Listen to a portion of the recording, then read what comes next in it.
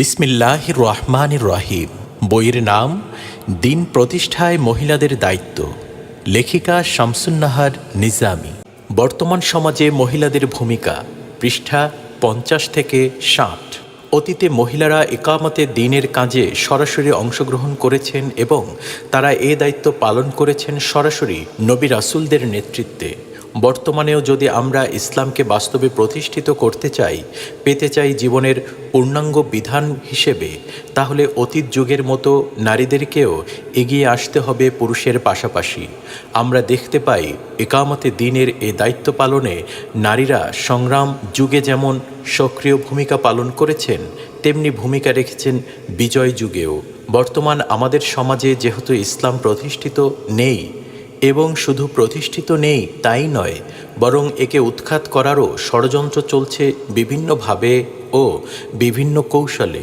আর এক্ষেত্রে মেয়েরাই অগ্রণী ভূমিকা পালন করছে। মেয়েরা স্বভাবতই ধর্মপ্রাণ, কিন্তু পুরুষদের নেতৃত্ব যেমন শিক্ষিত পুরুষদের হাতে, তেমনি মেয়েদের নেতৃত্বেও গুটিকতক শিক্ষিত মেয়েদেরই হাতে। শিক্ষিত পুরুষদের তুলনায় শিক্ষিত মহিলারা ইসলামের ব্যাপারে অজ্ঞ এবং ইসলাম বিরোধী আন্দোলনে সক্রিয় হওয়ার একটা বাস্তব কারণ হলো আমাদের সমাজের প্রচলিত শিক্ষা ব্যবস্থা। এখানে দ্বীনি শিক্ষার একমাত্র বাহন হিসেবে মাদ্রাসা শিক্ষার যে প্রচলন রয়েছে, তাতে মহিলাদের কোনো সুযোগ নেই বললেই চলে। উপরন্তু ওয়াজ মাহফিল থেকে শুরু করে সেমিনার, সিম্পোজিয়াম যা কিছু হয় আমাদের সমাজে তা পুরুষদের মধ্যেই সীমাবদ্ধ।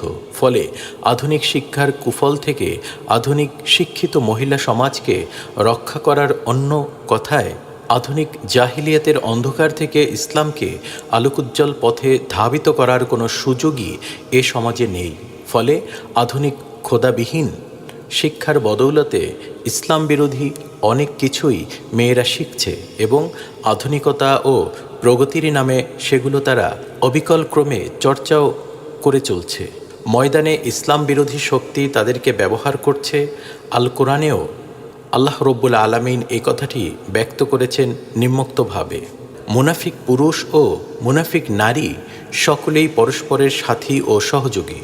তারা অন্যায় কাজের প্ররোচনা দেয় এবং ভালো ও ন্যায় কাজ থেকে বিরত রাখে এবং কল্যাণকর কাজ থেকে নিজেদের হাত ফিরিয়ে নেয়। এরা আল্লাহকে ভুলে গিয়েছে, ফলে আল্লাহ তাদেরকে ভুলে গিয়েছেন। এ মুনাফিকরাই নিঃসন্দেহে ফাসিক। এ মুনাফিক পুরুষ এবং নারী ও কাফেরদের জন্যে আল্লাহ তাআলা জাহান্নামের আগুনের ওয়াদা করেছেন, সেখানে তারা চিরদিন থাকবে। এটাই তাদের জন্যে উপযুক্ত। তাদের উপর আল্লাহর অভিসম্পদ এবং স্থিতিশীল আযাব রয়েছে। সূরা আত-তাওবা 67 থেকে 68। বর্তমান সমাজে ইসলাম বিরোধী নারী এবং পুরুষ বাতিলের ক্ষেত্রে সহযোগিতা করছে, কিন্তু দ্বীন প্রতিষ্ঠার ক্ষেত্রে ঈমানদারেরা এ সহযোগিতা থেকে বঞ্চিত হচ্ছে। ইসলাম প্রিয় মহিলারা বিভিন্ন অজুহাতে পিছিয়ে থাকছে। শুধু পিছিয়ে থাকছে তাই নয়, বরং ময়দানে ইসলাম বিরোধী তৎপরতার কারণে ইসলাম প্রিয় মহিলারা নানাভাবে ষড়যন্ত্রের শিকার হচ্ছে। ইসলামের পূর্ণ রূপ বর্তমানে আমাদের সমাজে অনুপস্থিত। শুধু আমাদের সমাজেই নয়, বিশ্বের কোথাও পূর্ণাঙ্গভাবে ইসলাম প্রতিষ্ঠিত নেই। ফলে এর কল্যাণময় দিকগুলো মানুষের সামনে অনুপস্থিত। ফলে আল্লাহ প্রদত্ত আইন সম্পর্কে উঠেছে নানারূপ আপত্তি, এসেছে সংশোধনী প্রস্তাব। বর্তমানে নারী অধিকার আদায়ের নামে প্রগতিশীল নারীরা সম্পত্তির উত্তরাধিকার সহ বিভিন্ন ক্ষেত্রে পুরুষের সমান অধিকার আদায়ের দাবিতে সোচ্চার হয়ে উঠেছে, কারণ ইসলামের প্রকৃত রূপ তাদের জানা নেই। অনইসলামিক সমাজে কোনো অধিকার, কোনো মর্যাদাই তারা পাচ্ছেন না। বাধ্য হয়ে তারা বিকল্প পথ বেছে নিয়েছেন, অথচ তারা জানেন না বিশ্বস্রষ্টা আল্লাহ রব্বুল আলামিনের পক্ষ থেকে যে বিধান এসেছে, সেই পথ অনুসরণ ছাড়া মুক্তি ও কল্যাণের আর কোনো বিকল্প নেই। অথচ সেই অধিকার আংশিক ইসলাম প্রতিষ্ঠা হলেও পাওয়া সম্ভব নয়। তার জন্য প্রয়োজন পূর্ণ ইসলামের প্রতিষ্ঠা। কাজেই নারীদেরকে এগিয়ে আসতে হবে তেমনি একটা সমাজ গঠনের কাজে। প্রতিষ্ঠা করতে হবে আল্লাহর জমিনে আল্লাহর দ্বীন। আল্লাহর দ্বীন প্রতিষ্ঠার ক্ষেত্রে আদর্শ রাসূল সাল্লাল্লাহু আলাইহি ওয়াসাল্লাম তিনি এ কাজ করতে গিয়ে ঘরকে উপেক্ষা করেননি, বরং সর্বস্তরের জনমানুষের অনুসরণযোগ্য বাস্তব জীবনের সুন্দরতম নমুনা উপস্থাপন করেছেন নারী পুরুষ নির্বিশেষে সবার জন্যে উসওয়ায়ে হাসানা বা সর্বোত্তম আদর্শ। এ আদর্শকে সামনে রেখে পুরুষদেরকে যেমন তাদের দায়িত্ব নির্ধারণ করতে হবে, তেমনি দায়িত্ব নির্ধারণ করতে হবে নারীদেরকেও। আমাদের আলোচনায় আমরা দেখেছি আল্লাহর দ্বীন প্রতিষ্ঠার এ কাজ কোরআন সুন্নাহ এবং ফিকার দৃষ্টিতে ফরজ, যেমন নারীর জন্যে তেমনি পুরুষের জন্যেও। আর রাসূল সাল্লাল্লাহু আলাইহি ওয়াসাল্লাম নারী পুরুষ উভয়কে সাথে নিয়ে এ ফরজ কাজের আঞ্জাম দিয়ে বাস্তব নমুনা রেখে গেছেন। সেই নমুনার আলোকে যদি পুরুষ পুরুষ হিসেবে, নারী নারী হিসেবে এ দায়িত্ব পালনে সচেষ্ট হয়, তাহলে সংসার জীবনের ভারসাম্য নষ্টের কোনো আশঙ্কা থাকে না। রাসূল সাল্লাল্লাহু আলাইহি ওয়াসাল্লাম যে আদর্শ রেখেছেন তার দাবি হলো সর্বক্ষেত্রে ভারসাম্য রক্ষা করা। রাসূল সাল্লাল্লাহু আলাইহি ওয়াসাল্লামের আদর্শের আলোকে নারীর প্রধান কর্মক্ষেত্র তার ঘর, সমাজ ও জাতীয় জীবনে ঘরের গুরুত্বকে সামনে রেখেই রাসূল সাল্লাল্লাহু আলাইহি ওয়াসাল্লামের স্ত্রীদের উদ্দেশ্যে স্বয়ং আল্লাহ রাব্বুল আলামিন বলেছেন, অকরনা ফি বুয়ুতিকুন্না, তোমরা ঘরের মধ্যে শান্তির সাথে অবস্থান করো। সূরা আল আহজাব 33। কিন্তু যে সমাজে ইসলাম প্রতিষ্ঠিত নেই সত্যিকার কোরআন সুন্নাহ ভিত্তিক জ্ঞান দান এবং সেই অনুযায়ী চলার সুযোগ, সেখানে মহিলাদের মাঝে কাজ করার দায়িত্ব বহন করতে হবে মেয়েদেরকেই, এবং তাও হতে হবে সঙ্গবদ্ধভাবেই। অন্যথায় আমরা ইসলামী আদর্শে বিশ্বাসী মেয়েরা ব্যক্তিগত উদ্যোগে আমাদের সন্তানদেরকে ইসলামী বিধিবিধান শেখালেও, ভালোভাবে গড়ে তুলতে ছোটবেলা থেকে চেষ্টা করলেও, একটু বড় হলেই তারা যে পরিবেশে মিশবে আর যে 10টা পরিবার থেকে সন্তানরা আসবে যারা তাদের বন্ধু বা সাথী হবে, যদি তাদের মধ্যে দোষ থাকে, তবে আমরা কি আমাদের সন্তানদেরকে পারবো তা থেকে রক্ষা করতে? কাজেই আমাদের সন্তানদেরকে গড়ার স্বার্থে সেসব পরিবারের মাদের গড়ার দায়িত্ব আমাদেরই নিতে হবে। অন্তত কিছু সংখ্যক মুসলিম মেয়েদেরকে এগিয়ে আসতে হবে এই দায়িত্ব পালনে। এর জন্যে প্রথম পর্যায়ে প্রয়োজন বোধে কিছু সংখ্যক মহিলাকে সংসারের কাজ কিছুটা সংক্ষেপ করে হলেও এ দায়িত্ব পালন করতে হবে। আর এ ধরনের মহিলা সমাজে খুব বেশি নেই বিধায় অল্প যে কজন আছেন তাদেরকে ত্যাগ স্বীকারে কুণ্ঠিত হলে চলবে না। সংসার ছেড়ে কিছু সময় বাইরে গেলে সমস্যা হয়তো আসবে, কিন্তু মনে রাখতে হবে আল কোরআনের এ ঘোষণা, ওয়ালতাকুম মিনকুম উম্মাতুন ইয়াদউনা ইলাল খায়র ওয়া ইয়ামুরুনা বিল মা'রুফ ওয়া ইয়ানহাউনা আনিল মুনকার ওয়া উলাইকা হুমুল মুফলিহুন। তোমাদের মধ্যে এমন একদল লোক থাকতেই হবে যারা মানুষকে কল্যাণের দিকে ডাকবে ও অন্যায় থেকে বিরত রাখবে, এবং তারাই সাফল্যমণ্ডিত হবে। সূরা আলে ইমরান 104। এই সাফল্য পাওয়াটাই মুমিন জীবনের মূল লক্ষ্য হওয়া উচিত। কিন্তু সংসার যেহেতু পুরুষ নারী এবং সন্তানকে নিয়েই, সেক্ষেত্রে পুরুষদেরকেও এগিয়ে আসতে হবে সহযোগিতা করার জন্যে, যাতে করে মহিলাটি ইকামতে দ্বীনের কাজে যাওয়ার ফলে যে অসুবিধা হয় তা যেন সবাই হাসি মুখে মেনে নিতে পারে। পরিবারের সবার মধ্যে এ অনুভূতি জাগাতে হবে যে মুমিনের জানমাল আল্লাহ জান্নাতের বিনিময়ে কিনে নিয়েছেন, কাজেই এ জানমাল তার ইচ্ছা মতোই ব্যবহার করতে হবে। সর্বোপরি ইসলামী আন্দোলনের কাজটা আল্লাহর কাজ, সুতরাং এই কাজে শরিক হতে পারাটা সৌভাগ্যের ব্যাপার, এবং আল্লাহর অনুমোদন ছাড়া এ পথে আসা এবং টিকে থাকা অসম্ভব। অবশ্য যারা নিষ্ঠার সাথে পথ চলার সিদ্ধান্ত নেয়, আল্লাহ তাদেরকে সাহায্য করেন। ওয়াল্লাযীনা জাহাদু ফীনা লায়াহদিয়ান্নাহুম সুবুলানা, যারাই আমার পক্ষে সংগ্রাম সাধনায় আত্মনিয়োগ করে আমি তাদেরকে পথ দেখিয়ে থাকি। সূরা আনকাবুত 69। কাজেই এ পথে চলার জন্য নিষ্ঠা ও আন্তরিকতার সাথে সিদ্ধান্ত নিতে হবে। ইসলামী আন্দোলনের এ কাজ আল্লাহ এবং রাসূলের সরাসরি নির্দেশ। এই নির্দেশ পাওয়ার পর কারো এ কাজ থেকে দূরে থাকার অধিকার নেই। এ ব্যাপারে আল্লাহ তাআলার ঘোষণা, কোনো মুমিন পুরুষ এবং কোনো মুমিন স্ত্রীলোকের এ অধিকার নেই যে আল্লাহ ও তার রাসূল যখন কোনো বিষয়ে ফয়সালা করে দিবেন তখন সে নিজের সেই ব্যাপারে নিজেই কোনো ফয়সালা করার ইখতিয়ার রাখবে। আর যে আল্লাহ ও রাসূলের নাফরমানি করবে সে নিশ্চয়ই সুস্পষ্ট গুমরাহিতে লিপ্ত হবে। সূরা আল আহজাব ৩৬। বর্তমান সময়ে ইসলামী আন্দোলনের একজন মহিলা কর্মীর কাজগুলোকে আমরা নিম্নলিখিতভাবে ভাগ করতে পারি। ১.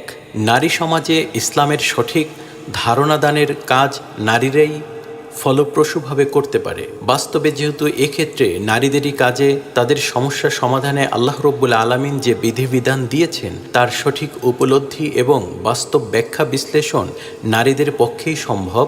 কাজেই নারীদেরকে এ কাজে এগিয়ে আসতে হবে। ইসলামের সঠিক জ্ঞান লাভ করতে হলে প্রয়োজন কিছু শিক্ষাগত যোগ্যতার।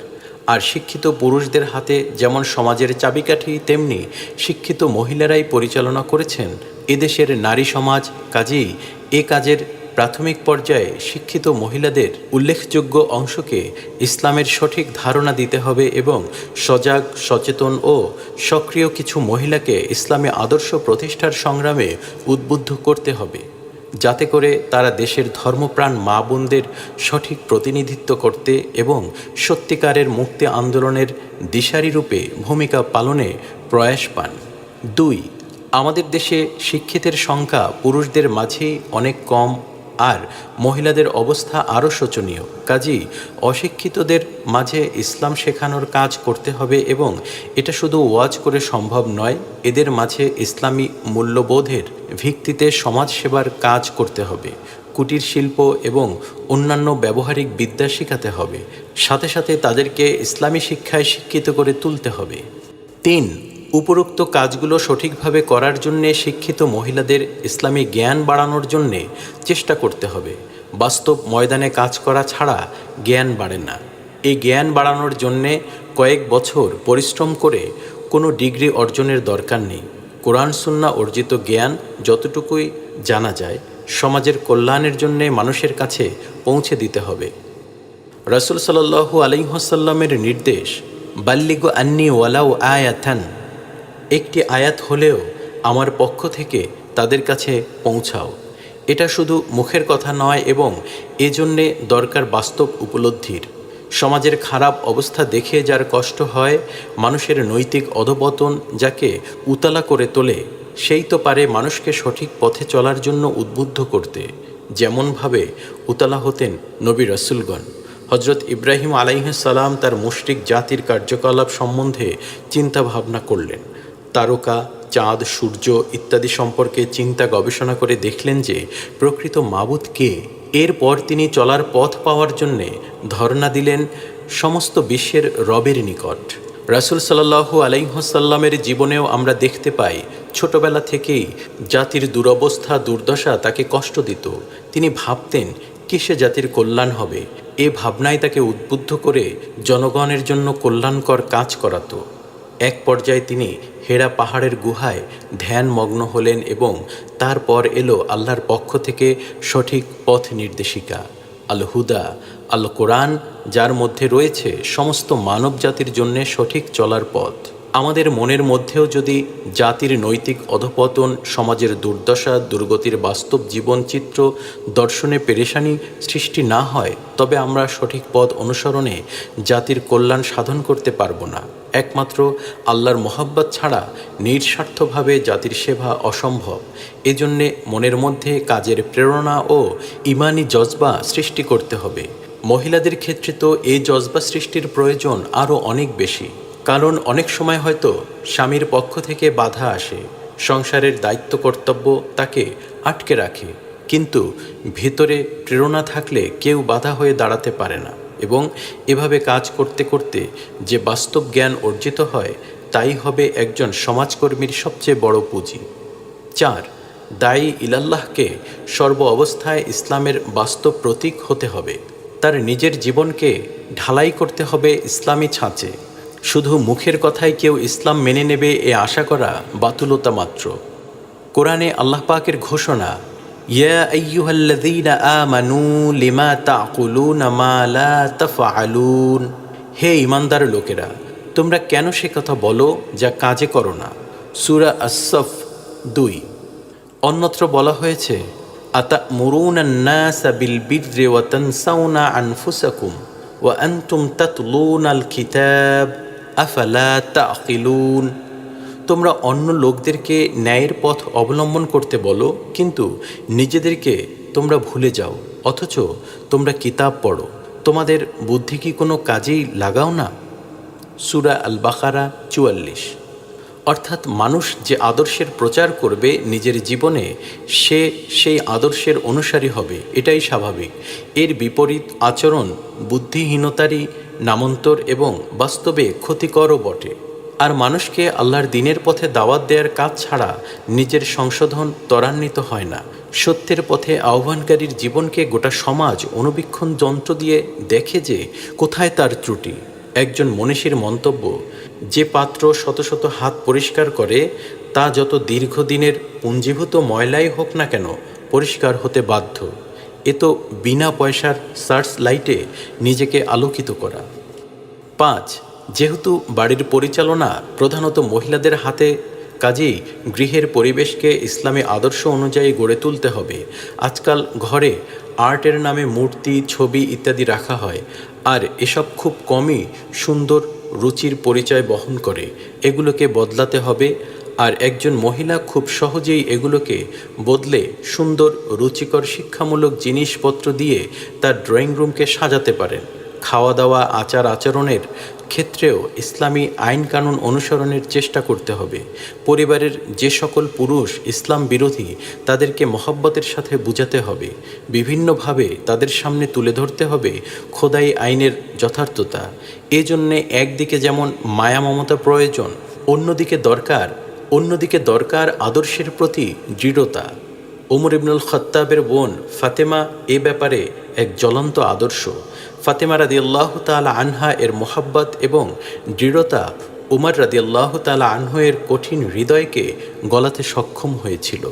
6, সন্তানদের গড়ে তোলার দায়িত্ব প্রধানত মায়ের। সন্তানেরাই বাবা মার সম্পদ। তাদেরকে সঠিকভাবে গড়ে তোলার চেষ্টা করতে হবে। অত্যন্ত সঠিকভাবে তাদের মধ্যে আল্লাহর বান্দা হওয়ার গুণাবলী সৃষ্টি করতে হবে। এ ব্যাপারে জোর জবরদস্তি করে নয়, বরং সহানুভূতির সাথে ধীরে ধীরে তাদেরকে গড়ে তোলার চেষ্টা করতে হবে।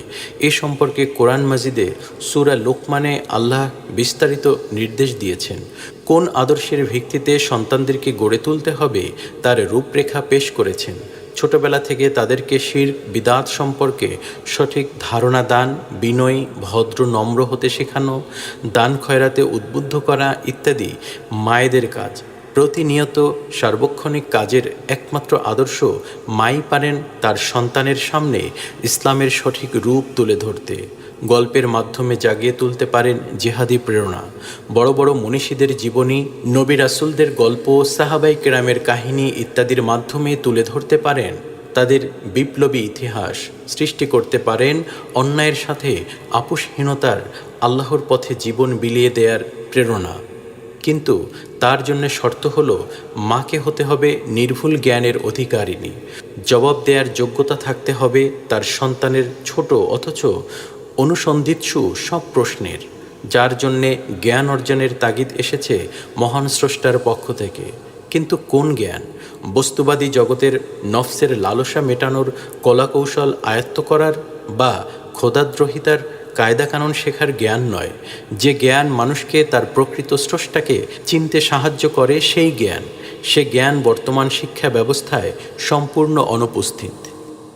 7, প্রতিবেশীদেরকে উদ্বুদ্ধ করা। সংসার এবং সন্তানাদির দায়িত্বের পরেই আসে প্রতিবেশীর প্রতি দায়িত্ব। হাদিস শরীফে আছে, উম্মুল মুমিনিন হযরত আয়েশা রাদিয়াল্লাহু তাআলা আনহা হতে বর্ণিত, নবী করিম সাল্লাল্লাহু আলাইহি ওয়াসাল্লাম বলেছেন, জিবরাইল আলাইহিস সালাম সবসময় আমাকে প্রতিবেশীর হক সম্পর্কে তাগিদ দিচ্ছিলেন। এমনকি আমার ধারণা হয়েছিল হয়তো প্রতিবেশীকে সম্পত্তির হকদার, ওয়ারিশ বানিয়ে দেয়া হবে। হযরত আবু যর রাদিয়াল্লাহু তাআলা আনহু থেকে বর্ণিত, নবী করিম সাল্লাল্লাহু আলাইহি ওয়াসাল্লাম বলেছেন, যখন তুমি তরকারি রান্না করবে তখন তাতে কিছু অতিরিক্ত পানি দিবে, যাতে করে তুমি তোমার প্রতিবেশীর খবর নিতে পারো, অর্থাৎ তা থেকে দিতে পারো। প্রতিবেশীর প্রতি এ দায়িত্ব শুধু জিনিসপত্র লেনদেনের মধ্যে সীমাবদ্ধ নয়, বরং জাহান্নামের আগুন থেকে তাকে বাঁচানোর ব্যাপারেও সচেষ্ট থাকতে হবে। আর এ কাজ তখনই সম্ভব যখন তাদের সাথে বন্ধুত্ব গড়ে তোলা যাবে। তাদেরকে অকৃত্রিম বন্ধু বানিয়ে ফেলতে হবে, বিভিন্ন সমস্যায় বিপদে আপদে সাহায্যের হাত বাড়িয়ে দিতে হবে। এরপর বিভিন্ন হিকমতের মাধ্যমে তুলে ধরতে হবে ইসলামী আদর্শ।